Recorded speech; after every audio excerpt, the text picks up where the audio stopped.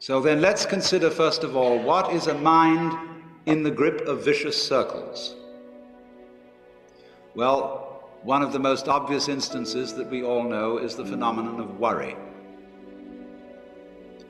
The doctor tells you that you have to have an operation. And that has been set up so that automatically everybody worries about it. But since worrying takes away your appetite and your sleep, it's not good for you. But you can't stop worrying, and therefore you get additionally worried that you are worrying. And then, furthermore, because that is quite absurd, and you are mad at yourself because you do it, you are worried because you worry because you worry. That is a vicious circle. So now, can you allow your mind to be quiet? Isn't it difficult?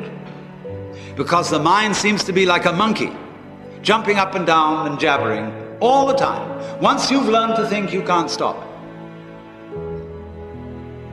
And an enormous number of people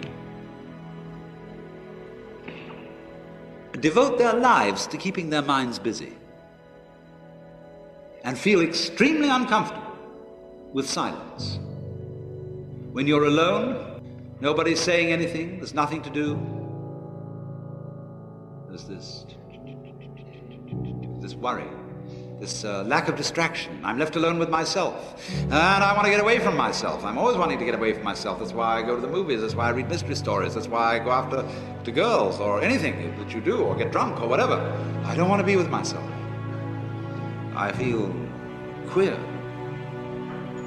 So, well, why do you want to run away from yourself? What's so bad about it? Why do you want to forget this? Why do you want to become yourself? Because you are addicted to thoughts. This is a drug, a real dangerous one. Compulsive thinking, going on and on and on and on and on all the time. It's a habit. So there's a difficulty about stopping that activity. And you really have to stop it if you want to be sane. Because if I talk all the time, I don't hear what anyone else has to say. Then I'll end up in the situation of having nothing to talk about but my own talking.